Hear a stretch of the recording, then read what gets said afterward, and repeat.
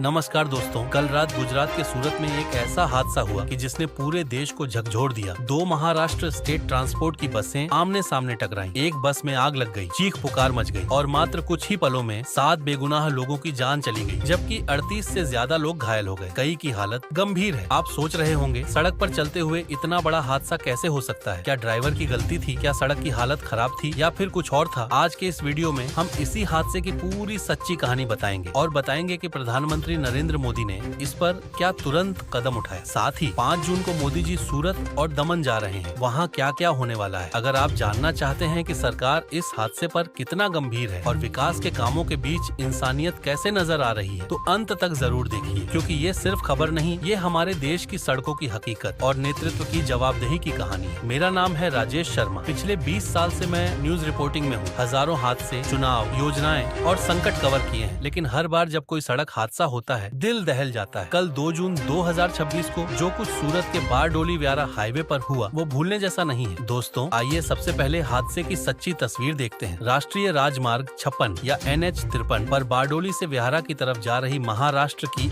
एक ST बस पीछे से एक वाटर टैंकर से टकराई। ड्राइवर का कंट्रोल छूट गया, बस डिवाइडर क्रॉस करके दूसरी तरफ आ गई और एक और ST बस से सीधी टक्कर हो गई। एक बस उलट गई और उसमें आग लग गई। आग इतनी भयानक थी कि फायर ब्रिगेड को गैस कट्टर चलाकर लोगों को बाहर निकालना पड़ा। धुआं इतना था कि पहचान करना मुश्किल हो गया। अभी तक 7 लोगों की मौत हो चुकी है, घायल 38 से ज्यादा है। कई लोग जलकर बुरी तरह घायल हुए हैं। पोस्टमार्टम चल रहा है। कुछ शव इतने जल गए हैं कि DNA टेस्ट की जरूरत पड़ सकती है। ये लोग महाराष्ट्र से गुजरात आ रहे थे, ज्यादातर आम यात्री, मजदूर, परिवार। अब सवाल ये उठता है, इतनी भयानक टक्कर क्यों हुई? क्या बसों की स्पीड ज्यादा थी? क्या हाईवे पर लाइटिंग या साइन बोर्ड कम थे? क्या पिछले कुछ महीनों में इस रूट पर ऐसे हादसे पहले भी हुए हैं? पुलिस जांच कर रही है। सूरत रूरल के IG प्रेमवीर सिंह और SP राजेश घड़िया मौके पर पहुंचे। रेस्क्यू ऑपरेशन तेजी से चला। लेकिन दोस्तों, जब देश में कोई बड़ा हादसा होता है तो सबसे पहले आम लोगों की नजर प्रधानमंत्री नरेंद्र मोदी पर जाती है और कल भी उन्होंने तुरंत प्रतिक्रिया दी। प्रधानमंत्री मोदी ने X ट्विटर पर लिखा, सूरत जिले में हुए हादसे की खबर सुनकर बहुत दुख हुआ। जिन लोगों ने अपने प्रियजनों को खोया है उन्हें मेरी संवेदनाएं। घायलों के शीघ्र स्वस्थ होने की कामना करता हूँ। रेस्क्यू ऑपरेशन चल रहा है और स्थानीय प्रशासन हर संभव मदद कर रहा है। ये सिर्फ शब्द नहीं थे। प्रधानमंत्री ने prime ministers national relief fund PMNRF से तुरंत मदद का ऐलान भी कर दिया। हर मृतक के परिवार को 2 लाख रुपए की सहायता, हर घायल को 50,000 रुपए। ये मदद सिर्फ कागजों पर नहीं है, ये परिवारों के लिए तुरंत राहत है। अंतिम संस्कार, इलाज, बच्चों की पढ़ाई, सबके लिए। राष्ट्रपति द्रौपदी मुर्मू